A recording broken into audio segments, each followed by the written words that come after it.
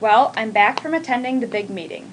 I learned a lot, but wow, those county commissioners and staff really think waste to energy is a great thing. I'm not so sure. I think I'll talk to some of the experts in this area and learn more about it. Hi, Representative Frank Hornstein. I have heard some people say that these 75% recycling goals are unrealistic. Do you think we can meet them? Yes. These goals are not arrived at randomly. We know we can get there.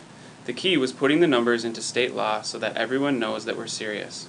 That's important because we are currently burning or burying $200 million worth of material that could have been recycled or composted.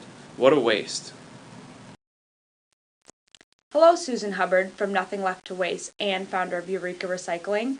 I have been told that burning waste doesn't keep us from recycling and composting, and can somehow even help us to recycle and compost more. Is that true? Not even close to true.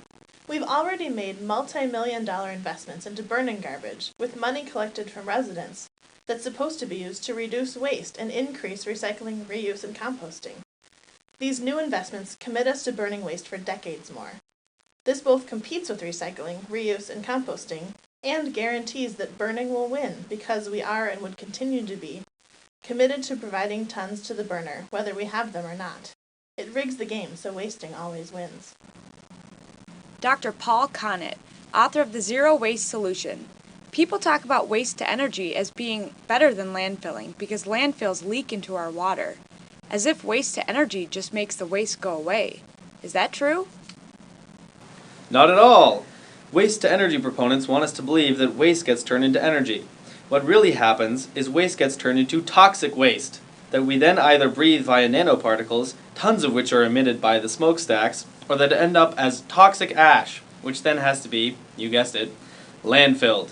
If you are really trying to protect your water resources by not landfilling, why on earth would you convert waste into a much more toxic substance before burying it? Waste to energy is bad for human health. Hello, Brenda Platt from the Institute for Local Self-Reliance. I've been told that waste-to-energy facilities are efficient at making cheap energy. Is that true?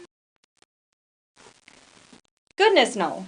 According to the U.S. Energy Administration, the operating costs of incinerators are 10 times more than coal plants. They are not a cost-effective way to make power at all. The best way to generate power is with renewables like solar and wind. The cost for these types of facilities has come down and is now on par with coal and other non-renewable sources.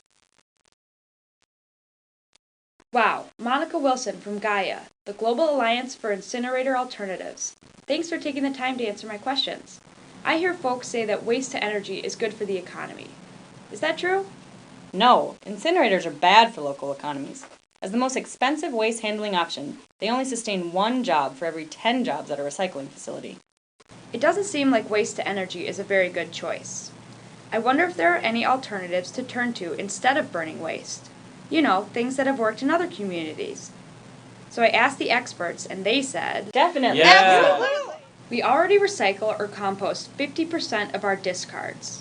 What if instead of spending all that money on waste to energy, we enforce the legislation that makes it a requirement that businesses recycle, prevent the unnecessary wasting of perfectly good food, compost everything we can compost, ban wasteful products and packaging, like plastic bags, reuse and repair items instead of tossing them. Make trash haulers give bigger discounts when you recycle and compost more and waste less. This is called pay as you throw. Make companies that create non-recyclable or compostable packaging responsible for the cost of wasting it.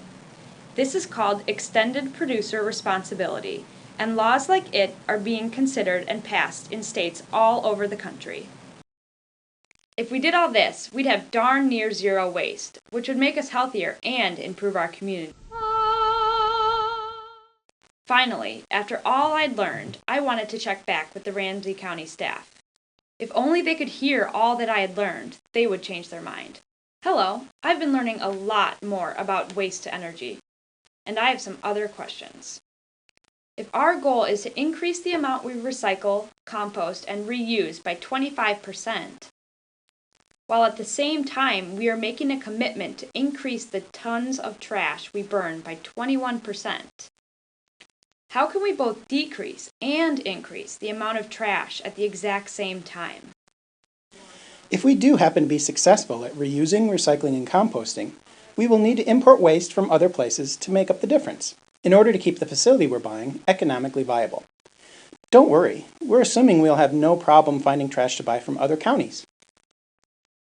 So we are going to spend $26.4 million to buy the old Newport waste-to-energy facility, and then spend at least $6.6 million to repair it, and then spend millions more to operate it, and then, if we actually do meet our recycling and composting goals, we will be committed to buy waste from other counties to keep a facility economically viable, when at that point we will not even need it?